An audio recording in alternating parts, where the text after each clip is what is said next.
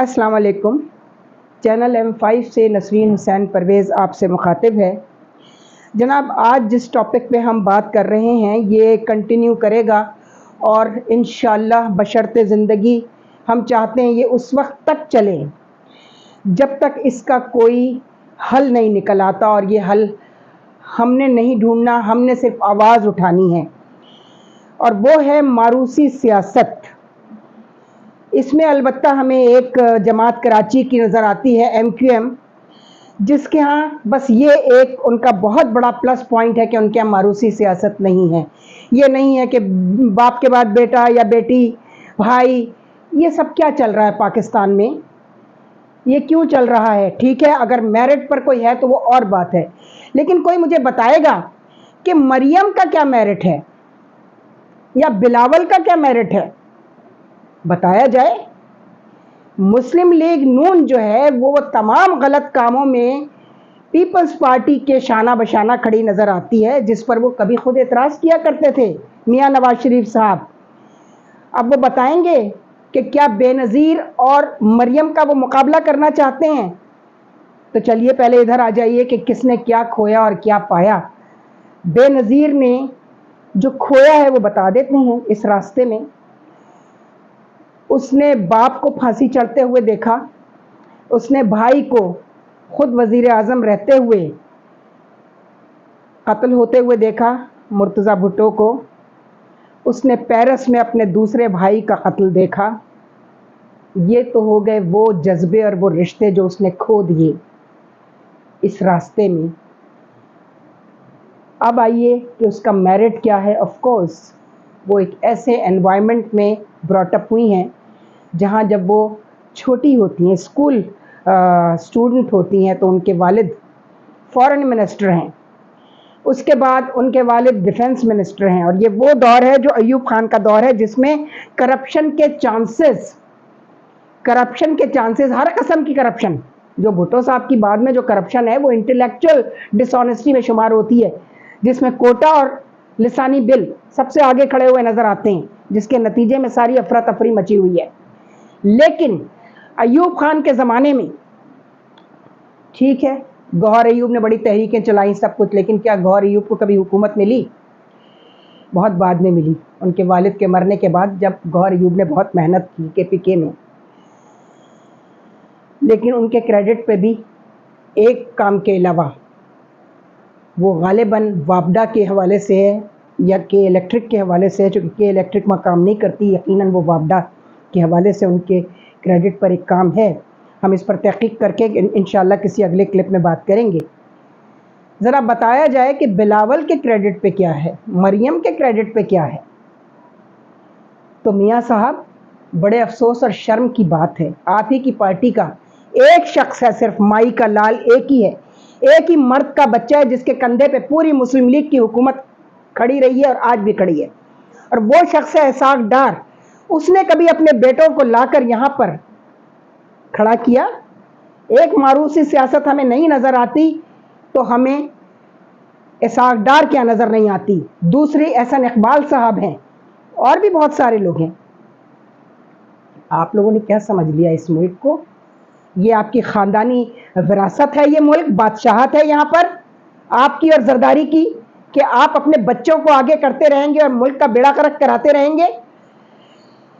میرا نہیں خیال کہ اب یہ معاملہ بہت آگے تک چلنا چاہیے، لہٰذا میں چاہتی ہوں کہ کوئی صاحبان علم، کوئی اس ملک کا، اس ریاست کا درد رکھنے والے لوگ، یا انفرادی حیثیت میں یا گروہی حیثیت میں، اجتماعی حیثیت میں، ماروثی سیاست پر سندھ ہائی کورٹ میں، جہاں سے انصاف کی کوئی امید نہیں ہوگی اس معاملے پہ، سپریم کورٹ ہے، اسلام آباد ہائی کورٹ ہے، لاہور ہائی کورٹ ہے، اور جب وہاں نہ چلے، بات نہ بنے، تو پھر سپریم کورٹ موجود ہے۔ وہاں ماروثی سیاست کے خاتمے کے لیے عدالتوں کو اب اپنا کردار ادا کرنا ہوگا۔ یقیناً یہ سیاستدان اسمبلی میں بیٹھ کر ایسا نہ تو کوئی بل پاس کریں گے، نہ کوئی لیجسلیشن ایسی ہوگی جس میں ماروثی سیاست کو دفنایا جا سکے۔ ہم یہ نہیں کہتے، اگر کسی کے بچے میں کوئی قابلیت ہے تو پہلے وہ کام کر کے دکھائے، پہلے وہ کام کر کے دکھائے، پھر وہ سیاست میں حصہ لے، پھر ضرور آئے۔ لیکن یہ باپ کا، دادا کا اور ماں کا ورثہ جو ملے اس کے اوپر آپ ملک کے اوپر دندناتے پھریں، اس کو ختم ہونا چاہیے۔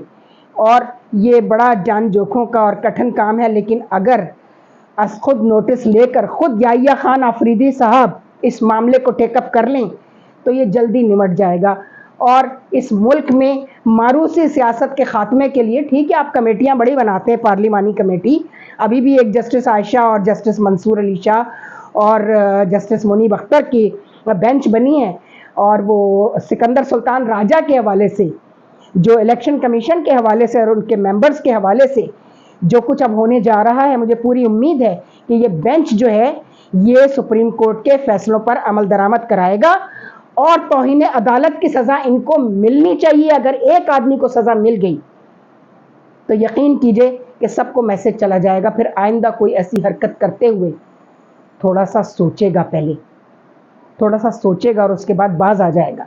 لیکن چونکہ یہاں سزا اور جزا کا نظام ہی ختم ہو گیا ہے، تو آپ سے ہم امید کرتے ہیں۔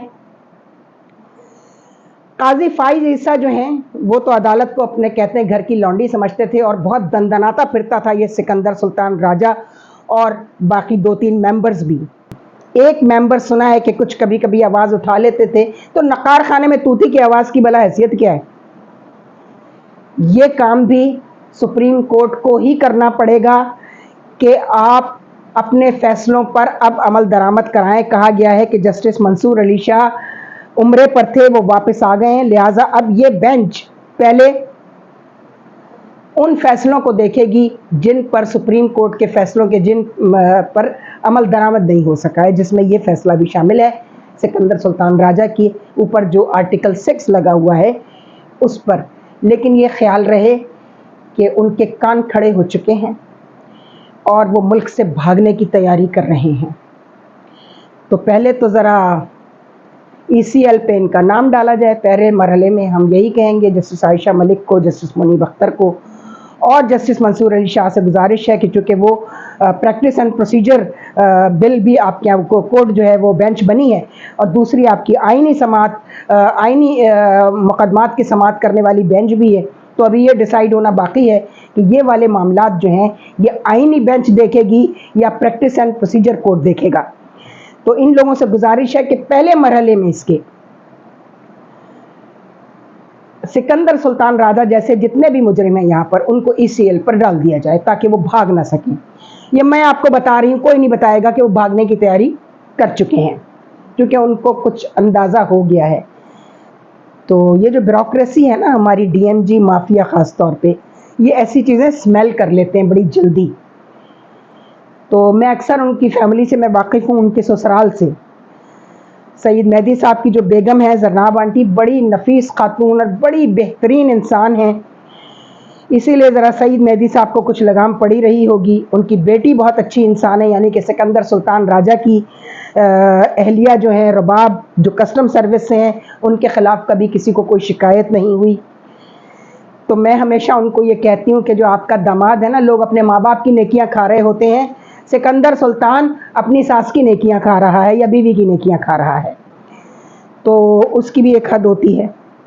تو ایک دفعہ ذرا اس آدمی کو اگر جھٹکا لگ گیا، اور اس جیسے اور جتنے کیسز ہیں جنہوں نے عدالت عظمیٰ کے فیصلوں کو آپ اٹھا کر پھینک دیں گے، تو لوگ کہاں جائیں گے؟ اپنے معاملات کے فیصلے بھی ہو جائیں ان کے حق میں، اس کے باوجود ان پر عمل درآمد نہ ہو تو ان کے خلاف سپریم کورٹ کیا کرے گی؟ یہ بتایا جائے لوگوں کو، ورنہ لوگ اس عدالت سے بھی مایوس ہو جائیں گے۔ خدا کے لیے لوگوں کو اس مایوسی سے نکالیے، چونکہ ایک یہی پلیٹ فارم بچا ہے، یا عدالتیں ہیں یا سربراہ ہیں۔ پھر وہ آ جاتے ہیں جوتا اتار کے، تو پھر آپ کو شکایت ہوتی ہے عوام کو کہ جی دیکھیں عامر آ گئے، عامر آ گئے، عامر آ گئے۔ میں پہلے بھی بتا چکی ہوں کہ عامر کسے کہتے ہیں، امور کے طے کرنے والے کو عامر کہا جاتا ہے۔ لیکن بھٹو صاحب اور ان کی بیٹی نے، ایوب خان اور بے نظیر نے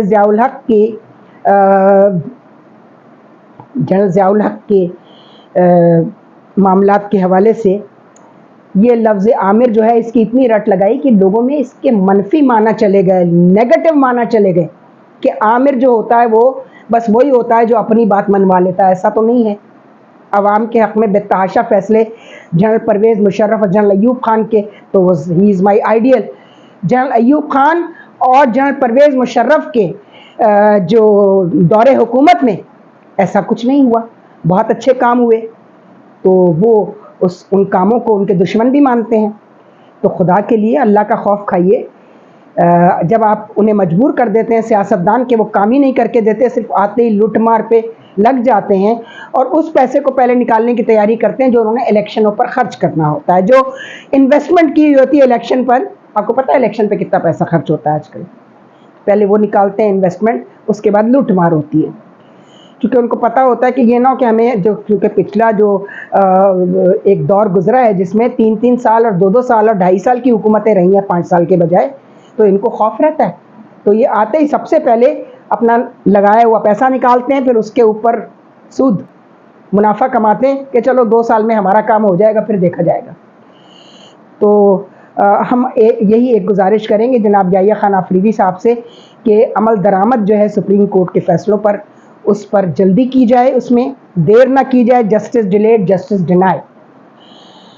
اور جو ماروثی سیاست پر ہم دیکھ رہے ہیں اس پر کام ہو رہا ہے تھوڑا سا، تو ہمیں پتہ چلا کہ ماروثی سیاست سے اس ملک کو جس دن نجات مل جائے گی بہت سارے مسئلے حل ہو جائیں گے. پھر لوگوں کو ایک آس بندی ہوگی کہ میرٹ پر وہ آگے آئیں گے. کم از کم میں یہ کہہ سکتی ہوں کہ MQM کا یہ سب سے بڑا، سب سے اسٹرانگ پلس پوائنٹ ہے کہ ان کے یہاں آپ کسی پر یہ فنگر ریز نہیں کر سکتے کہ ان میں سے کسی نے اپنے بیٹے، اپنے بھائی، اپنی بیٹی کو الیکشن میں کھڑا کر کے ووٹ دلوائے ہیں. تو چلیے اگر ان کے اندر ایک اچھی بات ہے تو اسی کو فالو کر لیں، اسی کو فالو کر لیں. سندھ میں 2-4 لوگ ہیں. میں قائم علی شاہ صاحب کی مثال دیتی ہوں. قائم علی شاہ صاحب جیسا انسان میں نے بہت کم. ان جیسے آفتاب شعبان میرانی صاحب ہیں، پیپلز پارٹی کے لوگ تھے یہ. وہ اپنے بچوں کو نہیں لے کر آئے پالیٹکس میں، سیاست میں، اور انہوں نے نہیں یہ کیا. لیکن باقی لوگوں کو تو میں کیا کہہ سکتی ہوں. یہ غلط رسم بھٹو ڈال کر گیا. بھٹو خود کیا ڈال کے گیا، بھٹو کے بعد والوں نے ڈالی، پیپلز پارٹی نے ڈالی. اور اگر ڈالی تو اس میں ایک عورت کا تو میرٹ تھا نا. صنم بھٹو نہیں آئی، اسی لیے ان کے بیٹے نہیں آئے. لیکن بے نظیر صاحبہ کا ایک میرٹ تو تھا نا. بہرحال وہ بہت سارے لیڈرز جو ہیں، بہت سارے سیاسی لیڈر تو صرف اسی عورت نے اپنے آپ کو پروو کیا جسے لیڈر کہتے ہیں. افسوس ہے کہ ہمارے سیاستدان جو ہیں ان میں لیڈرشپ کوالٹیز بہت کم میں ہیں، بہت کم لوگوں میں لیڈرشپ کوالٹیز ہیں. But Benazir have proved herself a leader. اور اس نے انتہائی مصیبتوں، جیلوں میں رہی ہیں، باپ کی پھانسی دیکھی، بھائیوں کے قتل دیکھے، اور اس معاملے نے ان کو اتنا اسٹرانگ، اتنا طاقتور بنا دیا کہ انہوں نے پھر اپنا جہاد جاری رکھا اور آخر میں کھڑے کھڑے وہ عورت مر گئی. تو بے نظیر کی ہمارے نظروں میں بہت زیادہ عزت اس لیے ہے بھٹو کے خاندان میں کہ اس لڑکی نے 26 برس کی عمر میں اس نے یہ ساری مصیبتیں دیکھنی شروع کی. اور کیا ہوتی ہے 26 سال کی عمر؟ آپ کے کھیلنے اور گھومنے کے دن ہوتے ہیں. اس عمر سے اس میں اپنی سیاسی جد و جہد کا آغاز کیا اور پھر کھڑے کھڑے ہی اپنے آپ کو اللہ کے سپرد کر دیا.